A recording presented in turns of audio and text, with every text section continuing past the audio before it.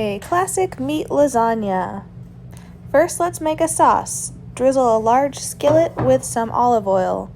Next, we're going to need to finely chop half of an onion. I'm going to cut this onion really slowly so you can see the technique, but as you practice this, of course, you can speed it up. So first we're going to cut it in half at the root side. Next, I'm going to keep control of my onion by using the tunnel method and holding it against the cutting board. Then, using the tip of my knife, I'm going to cut inwards towards the root, but without ever actually cutting all the way through the onion. I'm going to do this in several rows. You can see I've cut through, but it's all still intact at the root. We're going to do that across the whole onion.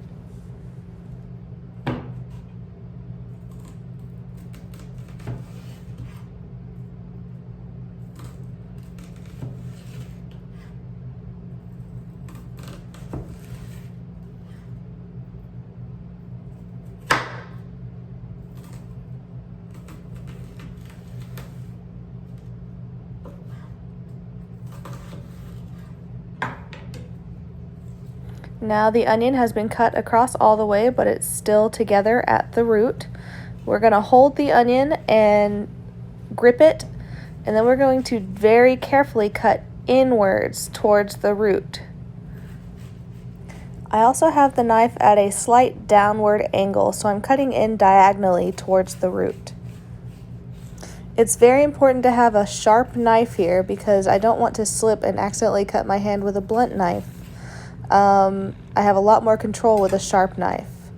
You can see that the onion is almost dicing itself at this point, the parts where it's falling apart. Now we're just going to hold the blade straight up and down and cut downwards, and we're going to have a nice evenly chopped onion.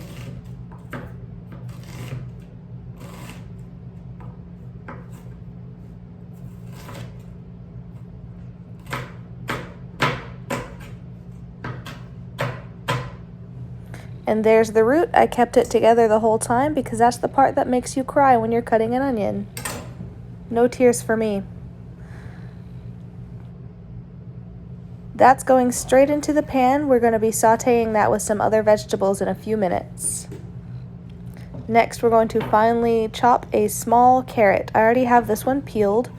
I'm going to separate it by thickness. The carrot is very thin at one end and pretty thick at the other, and we want to cut this evenly. So I'm going to take each piece and cut it into even strips, which I will then slice into small pieces.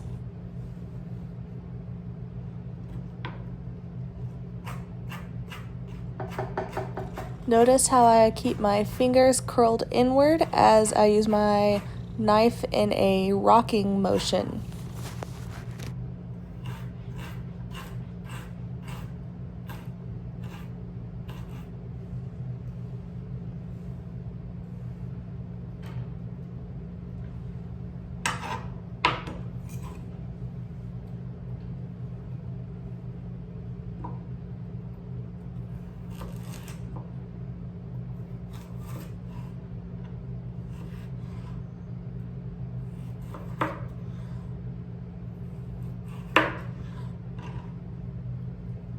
When I have several strips about the same width, I can bunch them all together and hold them together and kind of feed them through my rocking knife to get all the pieces about the same size.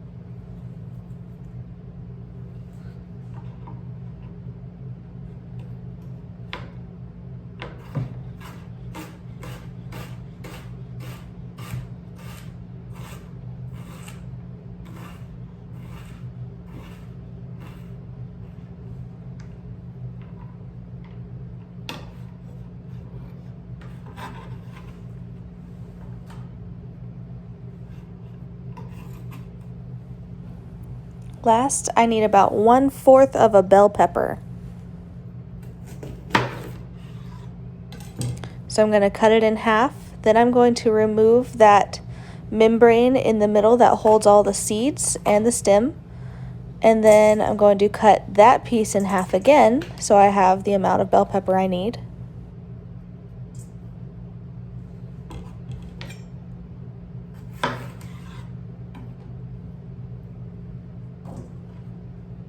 I'm going to trim off the curved ends of the bell pepper so I have a nice flat piece to work with. I cut the flat piece into strips just like the carrots, and then I cut those strips into small pieces. After that, I'm going to be doing the same thing with the curved end pieces, just cutting them into small bits to saute with the onions and carrots.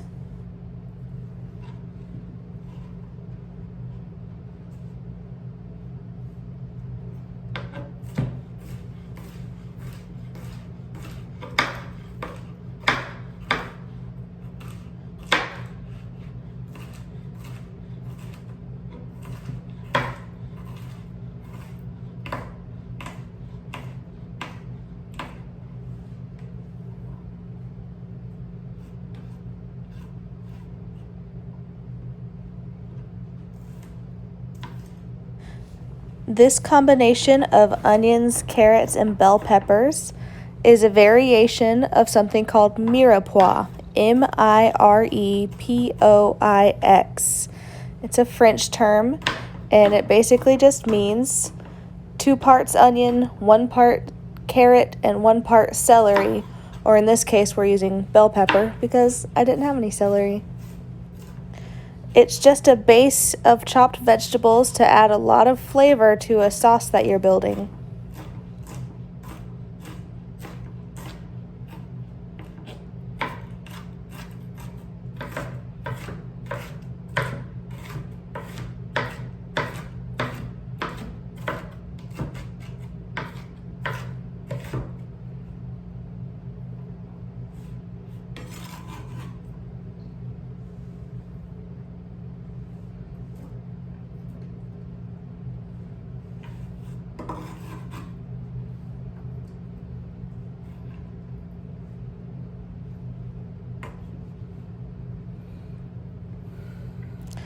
Next, I'm going to add in some garlic. I'm going to be using a garlic press for this, but if you don't have a garlic press at home, you can just mince the garlic. Most recipes for a classic tomato sauce for a lasagna won't have garlic, which is pretty surprising because we always associate garlic with Italian food, but it's not in there. I'm adding garlic because I'm a big garlic fan. I like garlic presses because they use up every bit of the garlic really quickly.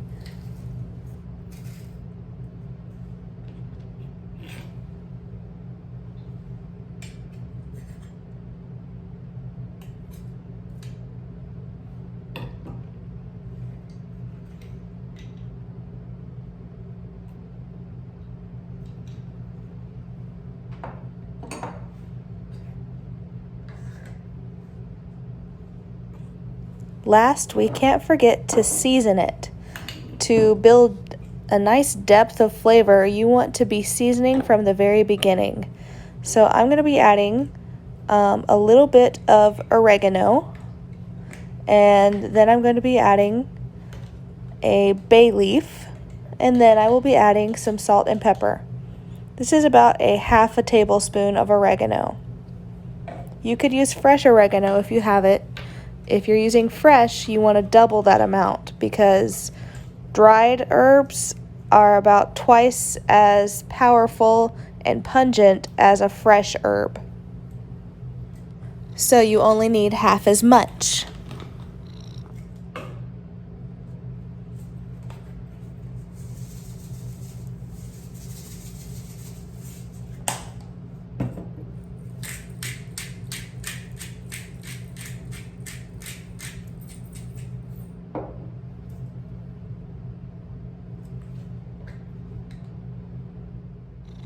Next, I will be using a 12-ounce can of tomatoes.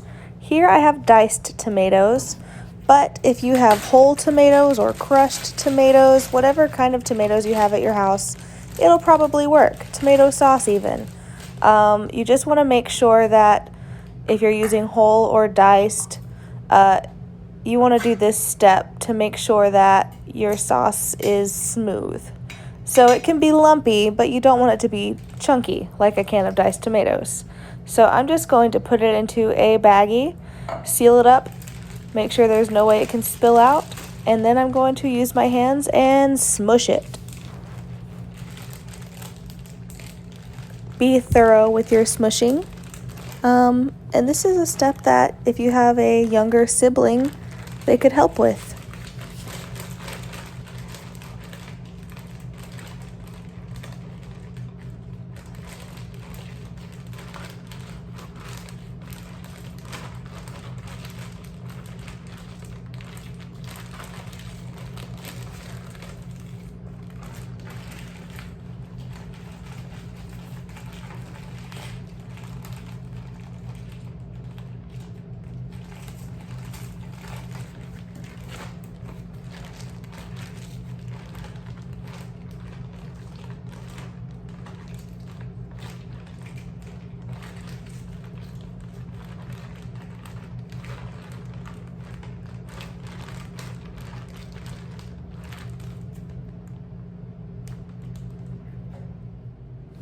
Alrighty, I've got my skillet on medium-high heat. Remember, in the skillet we've drizzled with some olive oil, and then there's half of a finely chopped onion, a 1/4 of a finely chopped bell pepper, and 1 small finely chopped carrot, plus about a half a tablespoon of oregano and a bay leaf, and salt and pepper. Oh, and 3 small cloves of pressed garlic or minced garlic.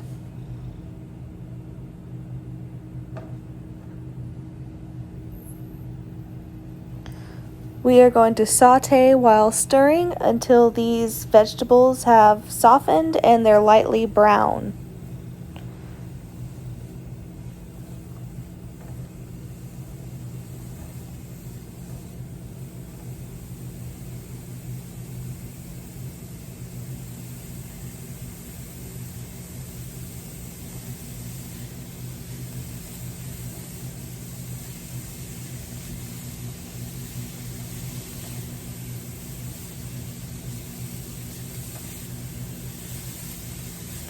You want to keep your veggies moving and stirred around while they saute, because if they sit too long in one spot, they might start to char, and we don't want any burnt pieces.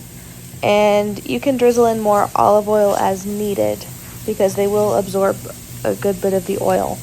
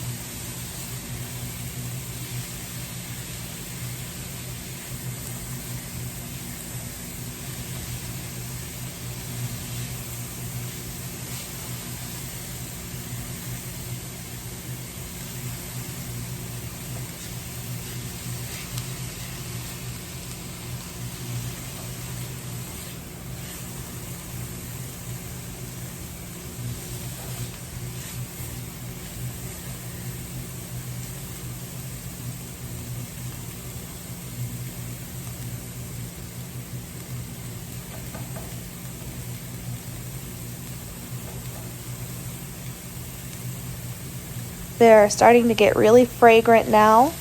You can see that they're getting a little bit of color on them, but they're not quite ready yet.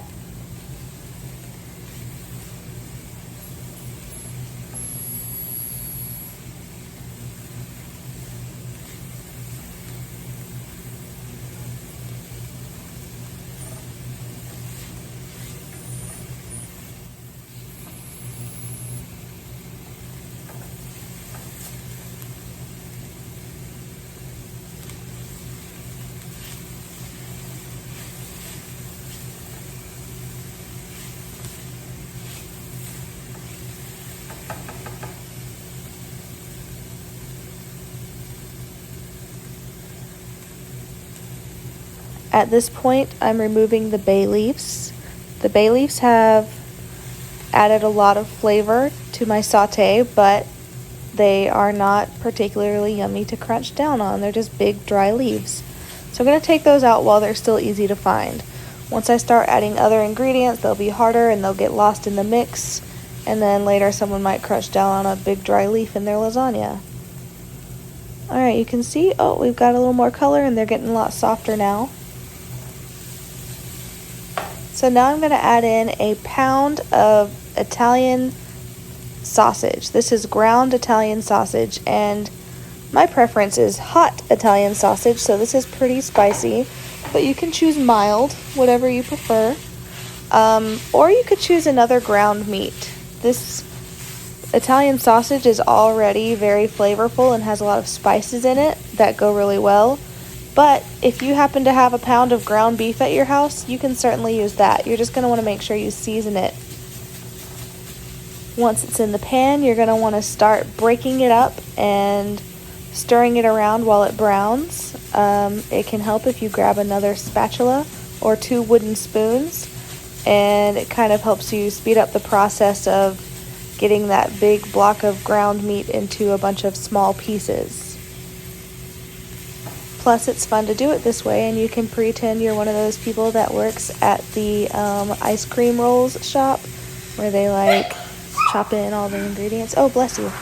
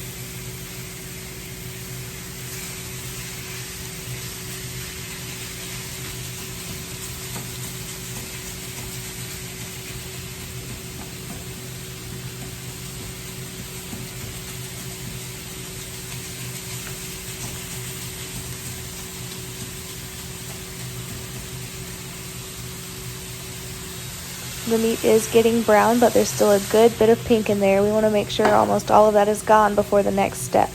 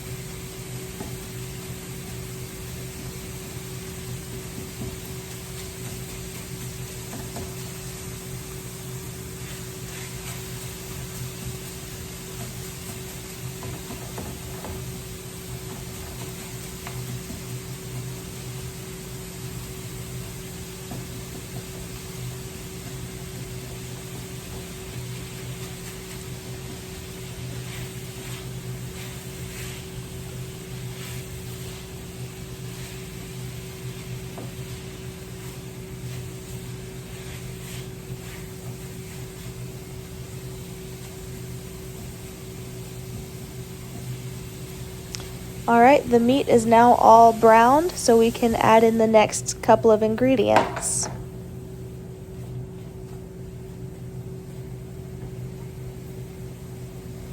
Tomato paste adds a lot of flavor. It's very concentrated. It's got a lot of tartness and sweetness, and it also has thickening properties, so you can have a nice thick sauce. We're going to add in 1.5 tablespoons of tomato paste and mix it in.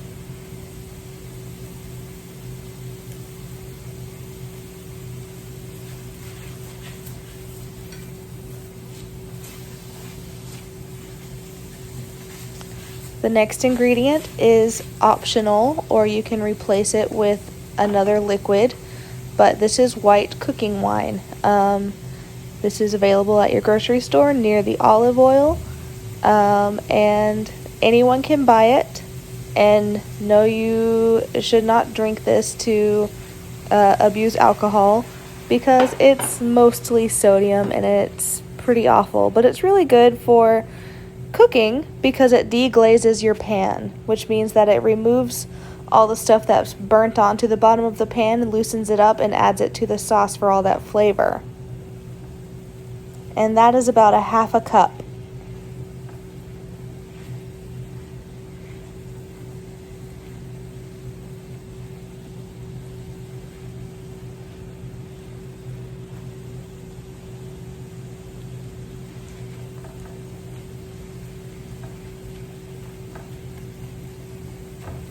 We're going to let that cook until almost all of the liquid is gone, and then we'll add in the next ingredients.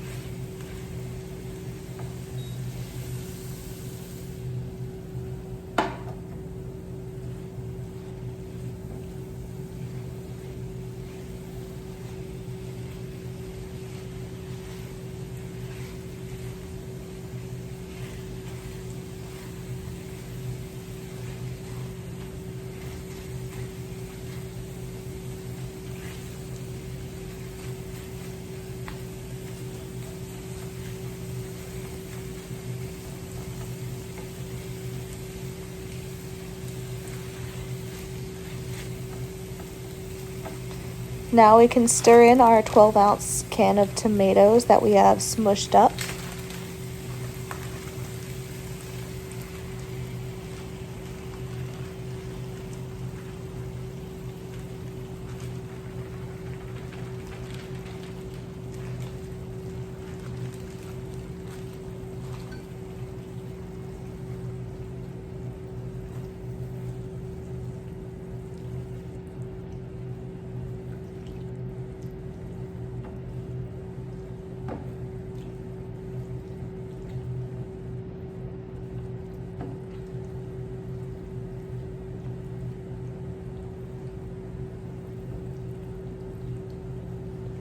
Next is 1.5 cups of chicken stock.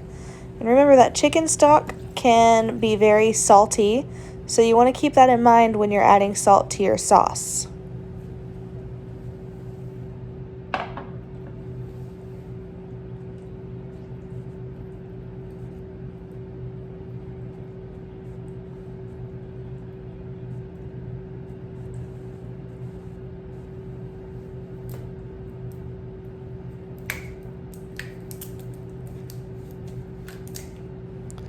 And finally, I know it sounds weird, but we're going to add some heavy cream. First, you have to shake it really well because it separates.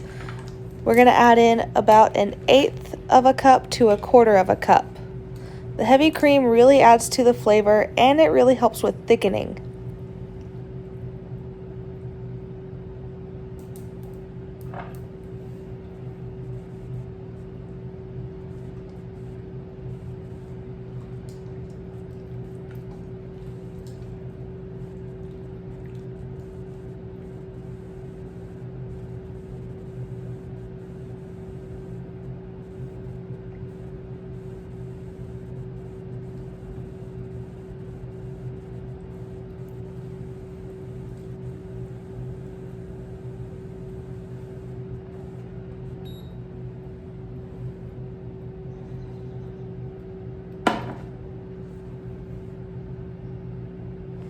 So now all those ingredients are mixed together. So all we have to do now is let it simmer for about 15 minutes. Right now it's going to look really thin, way too thin, but as it simmers, it will thicken, I promise. Alright, while your sauce simmers, we're going to make a nice little cheese mixture to go into your lasagna. First, you need 1 egg, beaten.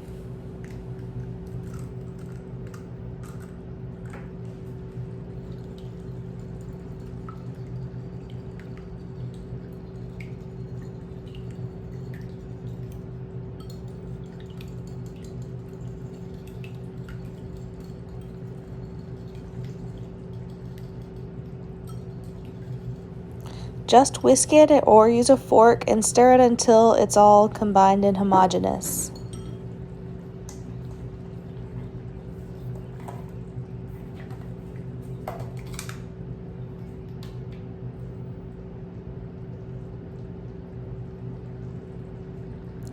Next, we need about 8 ounces of ricotta cheese. Ricotta cheese is a very smooth, creamy cheese, not lumpy like cottage cheese. You can use a 1 cup measuring cup for this if you really want to, but I did a little math. That's a 30-ounce container of cheese, and I needed about 1/4 of it, so I just eyeballed 1/4. Now I'm going to combine it with the egg until the mixture is smooth.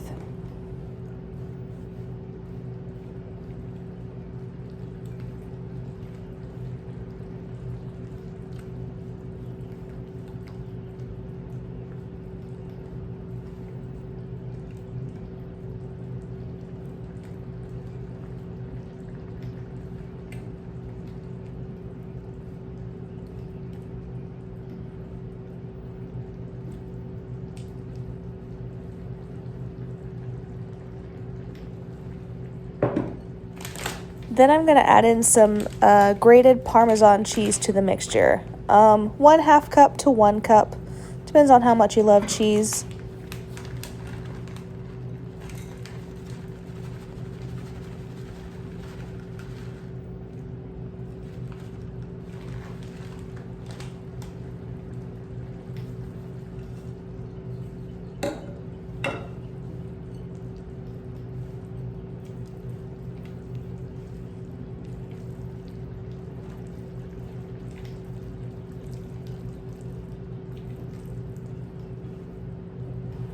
And then we're just going to season it with some fresh cracked black pepper and some salt. We want every layer of this to be as flavorful as possible.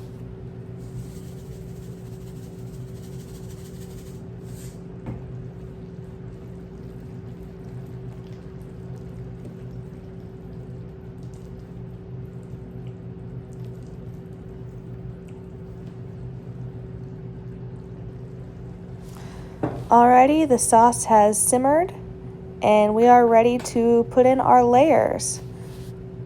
I have a small baking dish because there's only 2 people at my house. But if you have a larger family, by all means use a larger dish and double the recipe. You might want to use a 9x13 baking dish. The first layer is going to be just enough of your meat sauce to cover the bottom.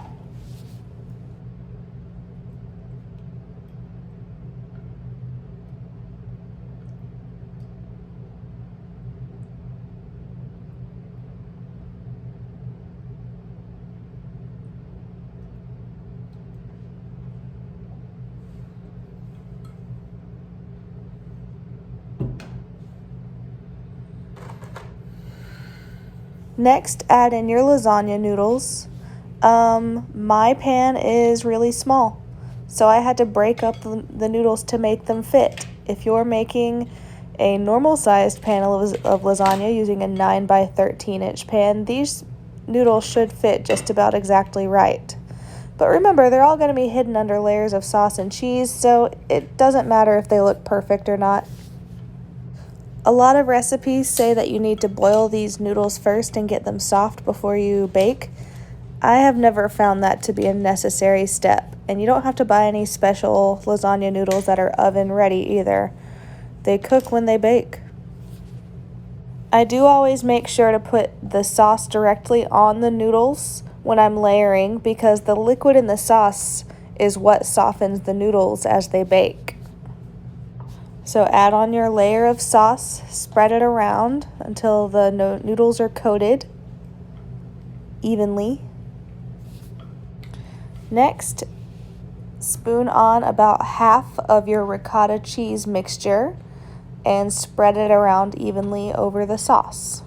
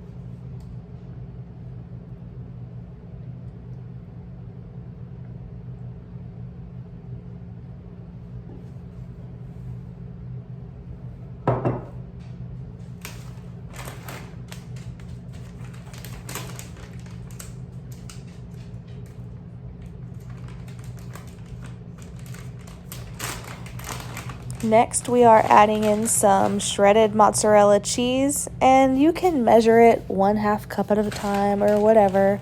But if you're just a fan of cheese, put on a thick layer of cheese. No need to measure.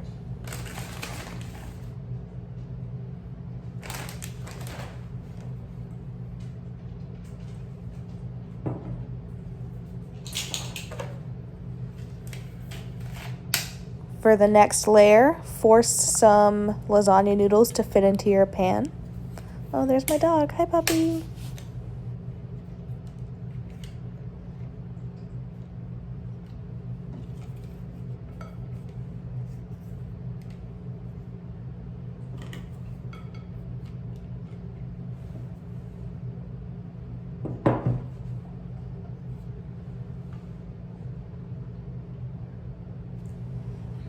Then add another nice thick layer of meat sauce on top of your noodles and spread it around evenly.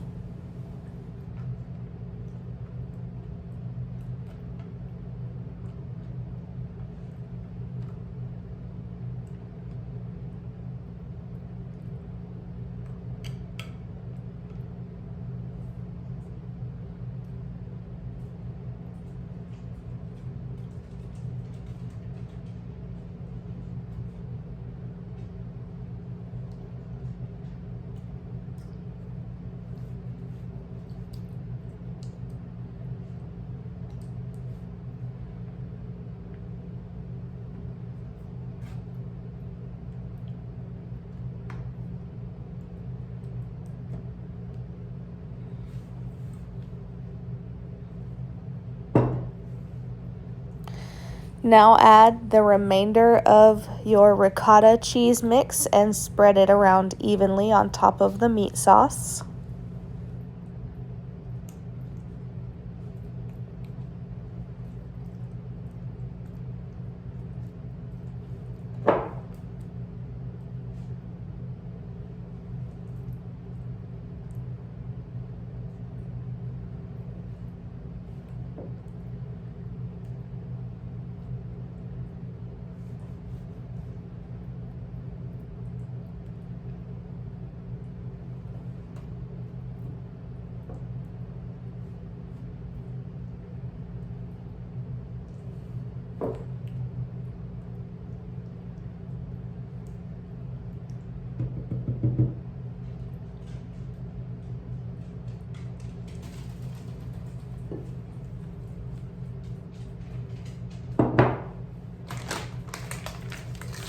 Now another generous layer of mozzarella cheese on top of the ricotta cheese.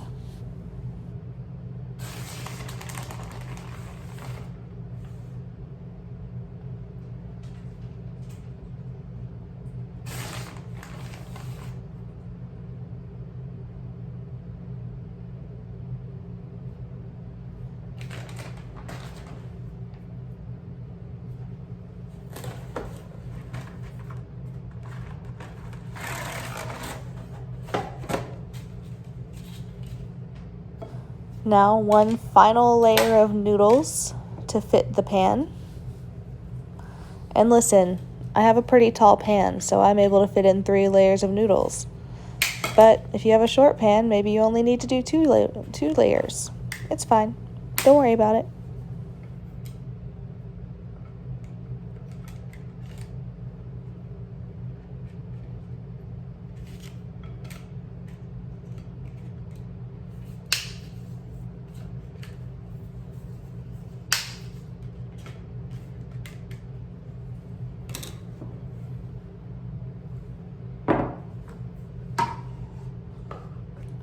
Next, a nice big meaty helping of sauce on top of those noodles.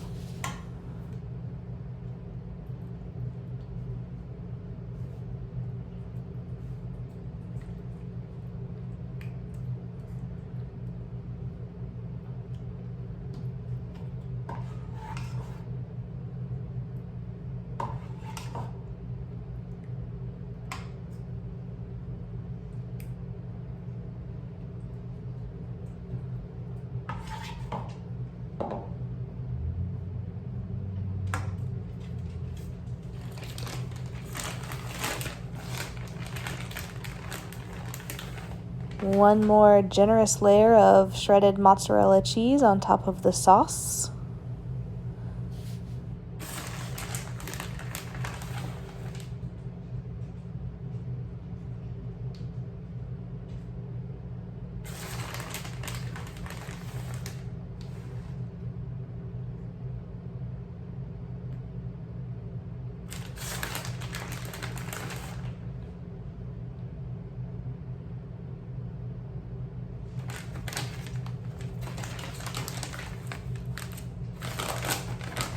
And last, a few generous handfuls of Parmesan cheese on top of the mozzarella cheese.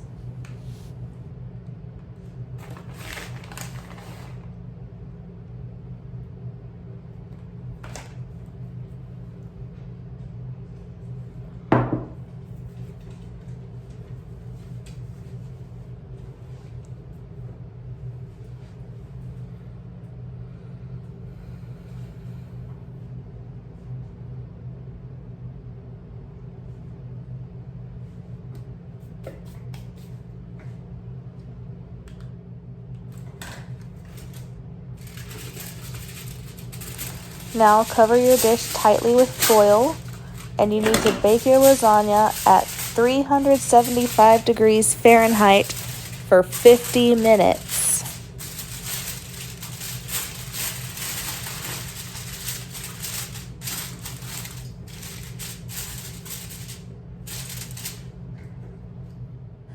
Alright, it's been baking for 50 minutes, but we're not done yet. Now you need to uncover, remove the foil, and we pop it back in the oven for 10 more minutes at 425 degrees. We're putting it in at this very hot temperature so that we can brown the top layer of cheese. Alrighty, 10 minutes have passed. This top layer of cheese has gotten nice and golden from that last 10 minutes in the oven. But we're not ready yet. You need to let this set and cool for at least 10 minutes before you cut into it, or it's just gonna be all gloppy and hot. Hey, it's been 10 minutes again. It's not all gloppy and hot. So we are ready to cut into it, I think. Let's see. Oh yeah, that looks pretty good. Looks less greasy. Okay, well, let's get oh yeah, that's cool. Cool to the touch. Get a nice sharp knife, and we're gonna cut into it. We're gonna do little tiny strokes because we don't want to drag the cheese around. You ever take like a bite of pizza and all the cheese came off at once? We don't want that.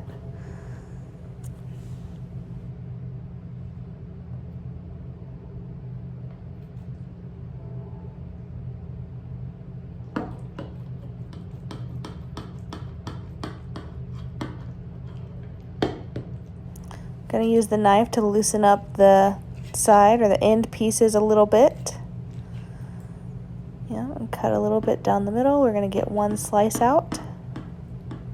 And hopefully it'll be a perfect cross section for the camera.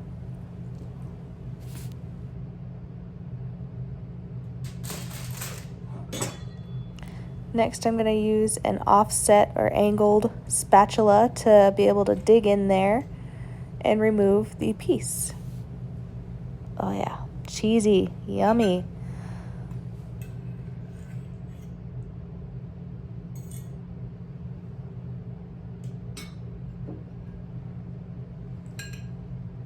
That, not bad. Looks, ooh, those layers, so cheesy. Let's give it a try. Let's see how it tastes.